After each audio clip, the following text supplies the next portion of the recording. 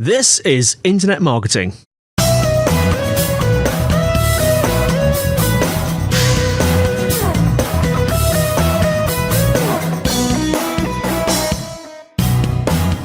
Brought to you by Site Visibility at sitevisibility.co.uk. This is Internet Marketing. Now, before we start today, we'd like to encourage anyone looking for the help with their digital marketing to get in touch with Site Visibility.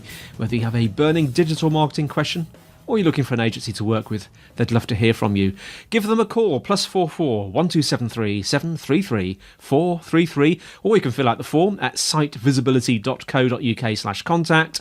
Alternatively, you can speak to either Scott or Sean via the live chat function on the site. They'd be more than happy to help. Now, today I'm joined by Madalyn Sklar, who is a Twitter marketing expert at madalynsklar.com. Madalyn, how are you doing? I am great, Andy. How are you?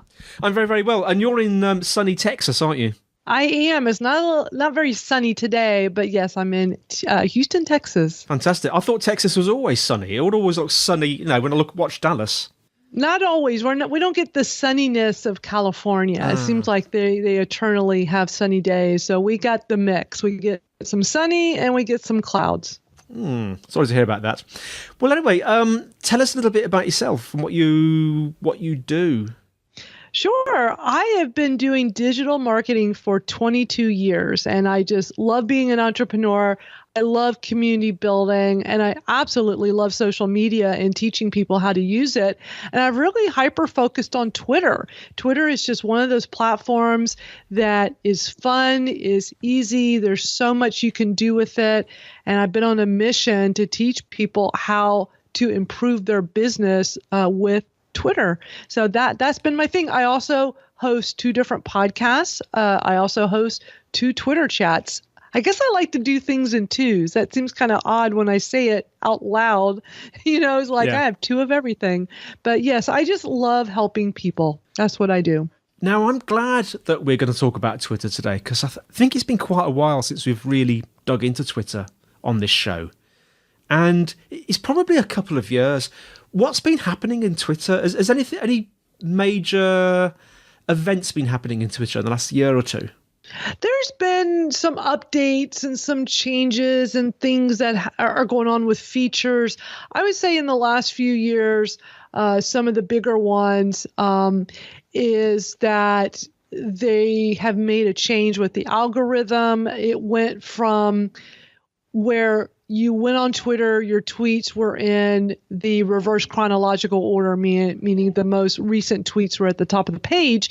Then they turned it into an algorithmic timeline. So it was more about the algorithm and putting top tweets in there and tweets you've missed while you were gone.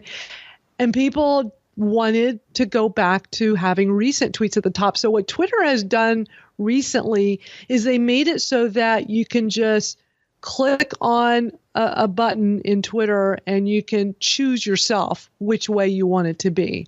And I love that. I love that they're giving us that flexibility instead of saying, hey, it's just this one way and you can't do anything about it. So that's been one of the more recent things.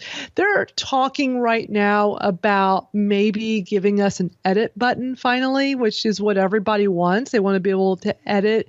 So when they are typing a tweet and there's a typo, you can go in real quick and change it, which would be awesome, because otherwise you have to delete and start over. So that's been talk right now that they're saying, could possibly happen soon. So that's exciting. That's really exciting news.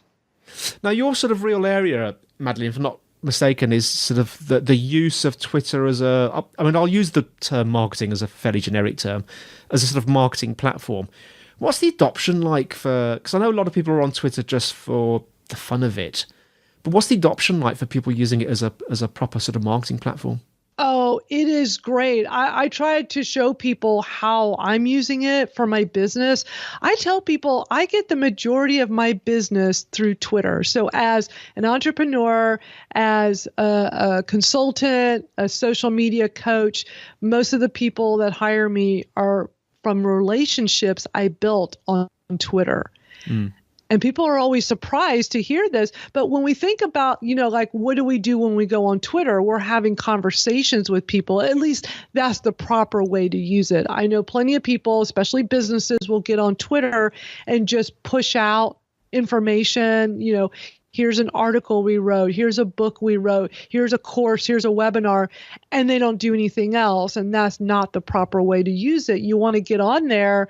And in addition to posting things like that about you and your business, you also want to get on there and talk to people. Yeah. We do that with other platforms. We want to do this with Twitter as well. And when you get on there and start communicating with people, you can build amazing relationships, and you can build relationships with people who are like presidents of companies, like VPs, like even someone like Gary Vaynerchuk, who's like one of the most well-known in social media. He's written a bunch of books. Yeah. He's like this big superstar. I've had Twitter conversations with him. That would not happen on Facebook. That would most likely not happen on Snapchat or Instagram, but it's possible on Twitter. So that's one of the things I love about Twitter. I've tweeted with rock stars. Really? Like, where else can you do that on social media? Yeah. So Twitter can do a lot. Yeah. You mentioned about building relationships and having conversations and not just like tweeting out info and links to articles and things. Is that a common problem that you see with the use of Twitter? With having conversations? Or with not having conversations? Just using it as a dumping ground and an echo chamber? There's a lot of that on there, and those are usually the people that say Twitter doesn't work for me. Yeah. And that's when I come in and say, well, because you're doing it wrong. Like you can't just do that.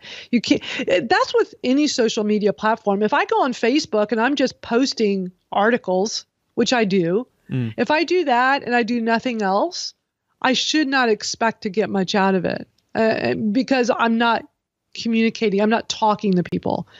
I'm just pushing out information. And while it's good to put information out there, it helps to show you're an authority, you're an expert, especially if it's things you've written yourself that people can go read. Share that with them on these social media platforms. But if you don't go on there and just have conversations and just talk to people, not much is going to happen. No. One of the things I always recommend is what we call social listening, is getting on these social media platforms and just listen to conversations. Just go on there and watch and see what are people talking about and find a place to jump into that and start conversing with them. So like with Twitter, for example, I like to use Twitter lists, and we can go into detail about that later. But with a Twitter list, I can kind of organize my Twitter feed. And one of the things I do is I have a Twitter list of top social media marketers that I want to watch on Twitter. So I put them in the list, and all I have to do now is just look at this list, and I can see all of their tweets. It cuts out all the noise, all the clutter on Twitter, and it's just focused on whoever I put in the list. And this is great because then I can just sit back, look at this list every day and see what are they posting, what are they talking about, and find something in there that I could go and say and reply and say, hey, this article you shared really resonates with me, or something like that to spark that conversation. And then they could come back and reply, and we could go back and forth and have a really meaningful conversation. So that's what makes Twitter and these other social media platforms so great, is when we use it like that, where we're not just putting information out, but we're actually reading, we're listening, and then jumping in. Yeah. You mentioned Twitter lists there, and I want to come on to that later, and I also want to talk about some other tools as well. But before we go there, I want to talk a little bit about Twitter chats, because I know that this is an area that you're really good at and really interested in. I'm not that familiar with what Twitter chats are. Tell us about Twitter chats. Yeah, Twitter chats, I just have to say, are so cool. This is one of the best things you can do on Twitter. And it's basically getting a group of people together during a set time to have a conversation that revolves around a hashtag. So for example, I run a Twitter chat every week. It's called Twitter Smarter. So it's the hashtag Twitter Smarter, one word, no spaces. Yeah. And it's every Thursday afternoon at 1:00 Eastern. So if you were to go onto that chat at that time, you can just sit there and watch the conversation. You don't have to do anything. You can just sit there and watch it unfold, and you'll see that there's a topic and there's a host and a guest. So I host it, I bring a guest on, and we have a topic, and for an hour, I ask them questions revolving around the topic. Now, everyone else who's there is invited to come and join in the conversation. So many times they'll answer the questions too, which is really cool because now you get this really fun, big conversation happening just by tweeting. And it's just for an hour. So there's so much learning that can go on for people that want to learn more about the topic.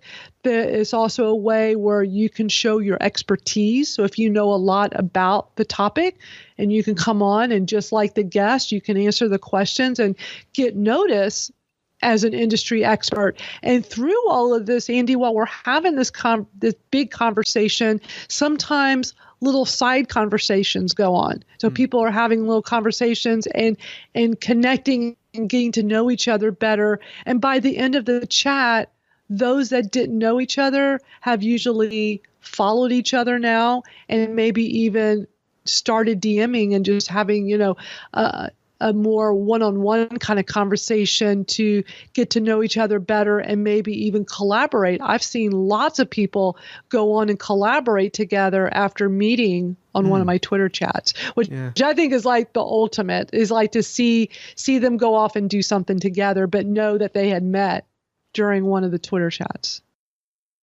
This reminds me a little bit of webinars, Madalyn, but I suspect they're not quite the same as webinars, are they? It's similar in the sense of you're there, you can be there to learn. You can come on to Twitter chats to learn about the topic. So let's say, actually, I do have my Twitter Smarter chat coming up soon where the topic is going to be on Twitter chats. So some people may look at that and go, oh, I want to learn more about Twitter chats. So they'll come on my Twitter chat to learn about Twitter chats. It's a little meta, but it's kind of cool. But then some people may go, I know a lot about Twitter chat, so I'll have plenty to contribute. So when Madalyn asked the questions to the guests, I could jump in too and answer and share my opinions.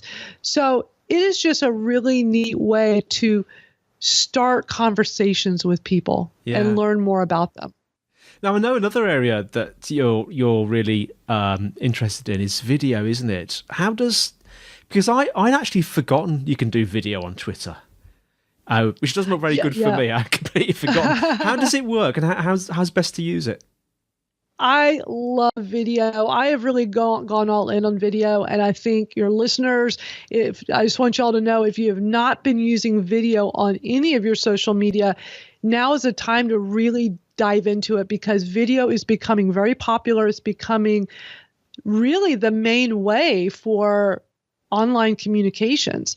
And with Twitter, we have the ability to do a video that is up to 2 minutes and 20 seconds. So we can do some not super long, but that's a nice size of a video.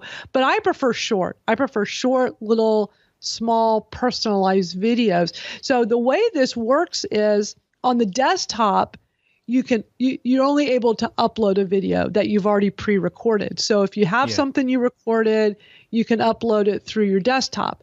But on your phone, on the Twitter mobile app, you can actually tweet out a video right from your phone. Like you can just go on your phone, open it up, the Twitter app, go as if you're composing a tweet. You would, go to the compose tweet, and then you look for the little camera icon and then point it at you and just make a video right there on your phone, right on the spot. So you can do live video making then on it, on the mobile. You can do live or you can do recorded. Yeah. So when you go to the camera icon, you will see the choice there. One of the buttons does say live, and you can tap on that and go live right this moment on Twitter. And what's great about this is that if you ever use Periscope. Periscope is owned by Twitter. So if you do this through Twitter, it will automatically simultaneously be live on your Periscope. And then when it's done, it saves it on your Periscope. But you do not have to have a Periscope account to do a live Twitter video, which is great because a few years back, that was the only way to do it. It was tied into a Periscope account.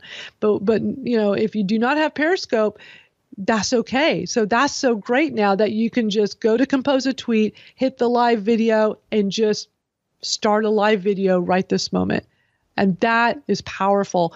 What I like to do is what I call video replies. Yeah. And so what I will do is, and I'm on a mission to teach this to others and get them to do it too, because it is so incredibly powerful. So what you do, and I would love for everybody listening to do this, you go into, on your mobile device, you go into the Twitter app, go to your notifications, go see who's tweeting you. So for me, this would be everyone who's tweeted at Madalyn Sklar, because that's my Twitter handle. Yeah. So I would go through and look at all the tweets that are directed at me. And when I reply, like let's say, Andy, that after we're done recording that you do a tweet like, hey, I just had this great conversation with at Madalyn Sklar talking about Twitter. Yeah. Now, normally I get a tweet like that and I'm going to reply back and I'm just going to type it and say, oh, hey, Andy, thank you so much. I had a great time. Can't wait for the episode to come out. But instead, what I can do is when I'm in the reply mode, I can tap on the camera icon, point the camera at me, and just start talking.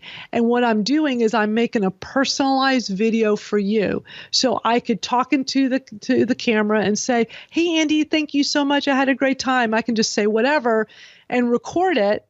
And as I said before, we get up to 2 minutes and 20 seconds. But what I want to do is just do a short 6-second, 10-second, just something short, but it's personalized. It's just for you. So when you open your Twitter the next time and you go through your notifications and you see, oh, Madalyn replied to my tweet, you're not expecting a personalized video of me talking directly to you. That's what makes this great, is that surprise and delight that people get from it when they're on the receiving end. Yeah.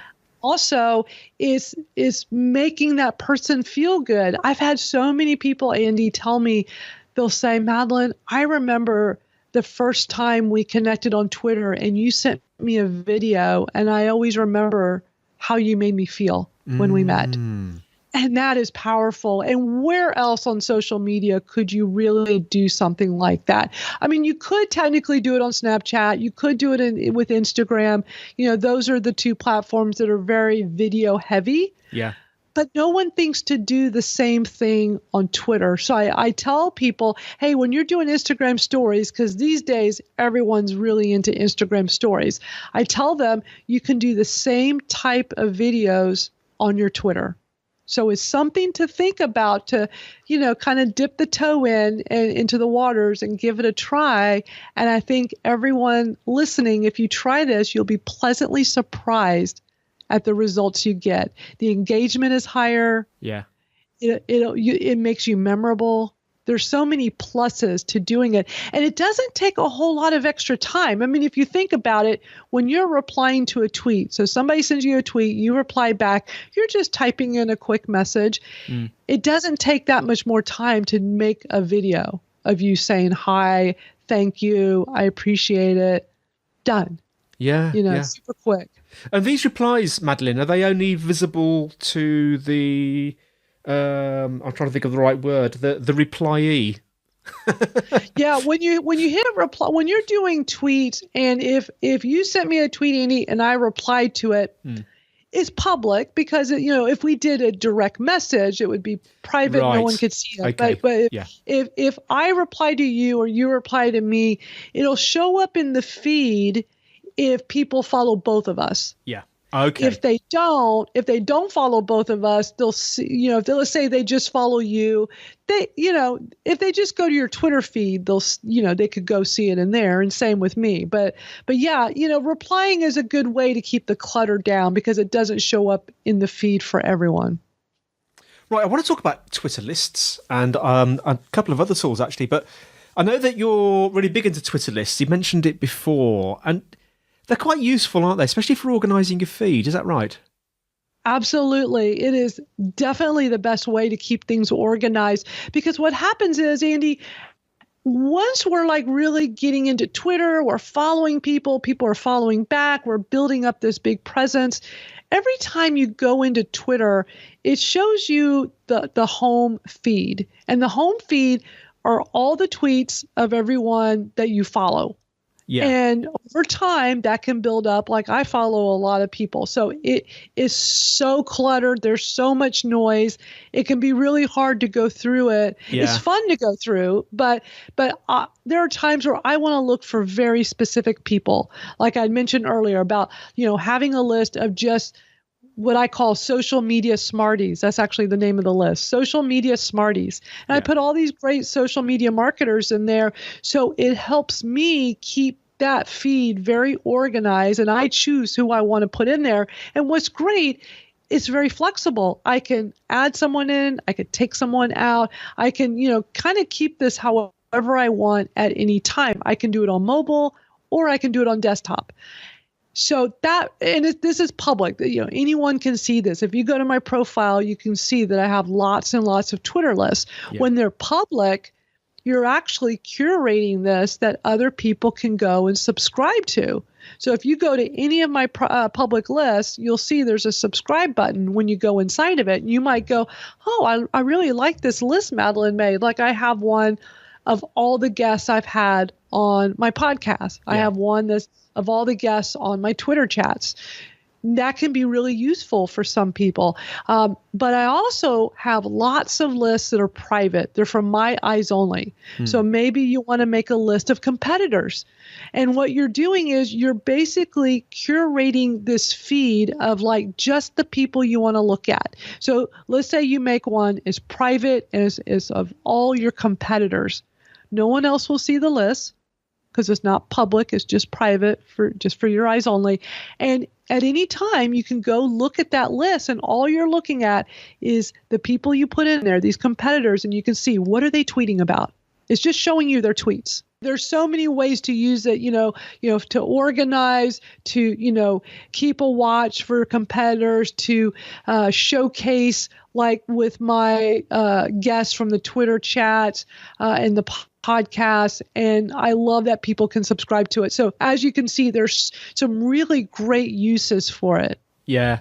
You mentioned there about public and private lists. Do you have to be a bit careful? Because I always remember several years ago suddenly getting, I can't remember if it was probably an email or some sort of message. It might have come from Twitter saying, oh, such and such has added you to the, and one of them was quite complimentary. It was something like, podcasting experts list. But one of them was slightly derogatory, like social media bozos or something. Right. Yeah. So one of the features of this is when you create a public list, and let's say you created one of your podcast guests and you add me to it, I'm going to get a notification that says it'll show your Twitter username and it'll say that you added me to and whatever the list name is. So when I had mentioned my social media smarties list, I purposely called it that because who wouldn't get excited to be added to a list called social media smarties? Oh, yeah. It makes that person feel good. So it's a little way, like almost like this little tactic of getting seen and getting known, because when you do this, when you add someone to a Twitter list that you've created, they're going to get that notification as a single notification. And what I mean by that is when you like tweets and you reply to tweets, let's say you're doing that right now, you're on my Twitter profile, you're liking my tweets, you're retweeting. When I look at my notifications, they group likes and retweets together. Like it'll show like you and 10 other people liked a tweet that I did this morning. You and 20 other people retweeted. So it's real easy to get lost in that. But when you add someone to a Twitter list, they get a notification that's a singular notification that says, you added me to your list. And so you could definitely stand out, whether it's complimentary or derogatory, like you were just showing examples of. So, I would do it in a complimentary way, because what a simple, easy way to get on someone's radar. Mm. Now, what about other tools? Because I'm thinking tools that I have used in the past with Twitter.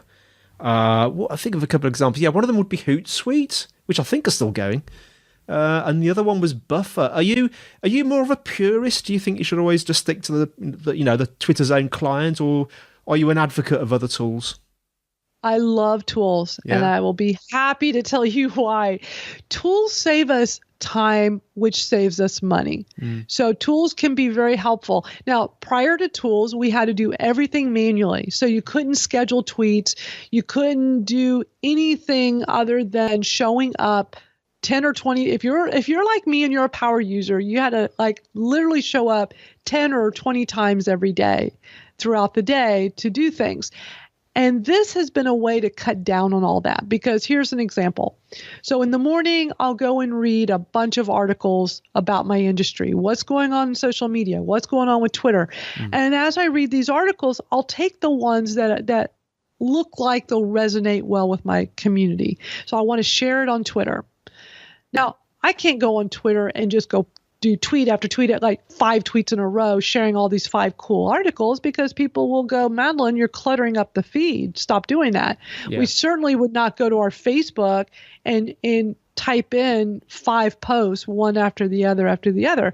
So scheduling allows us to spread that out, so that way the feed is not cluttered. So I'll read these articles, and I use Buffer for scheduling, and I will put them into my Buffer queue. So now these will be spread out. It just evens out my Twitter feed, which I think is a good thing.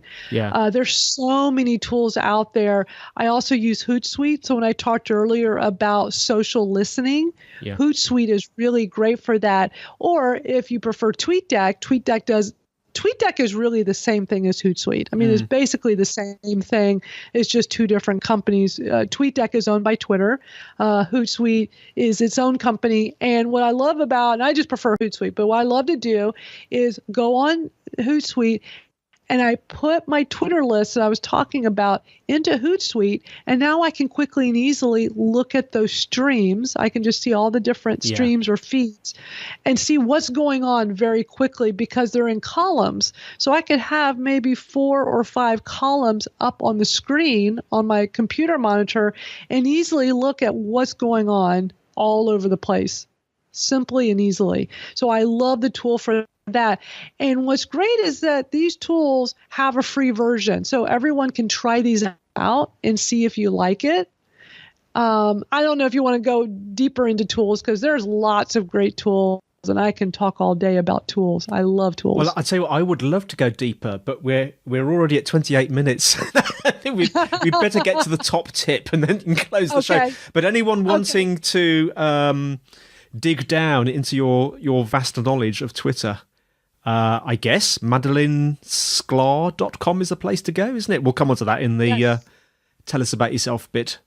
So we have covered quite a lot of different areas in Twitter today. What would be your one top tip for our audience?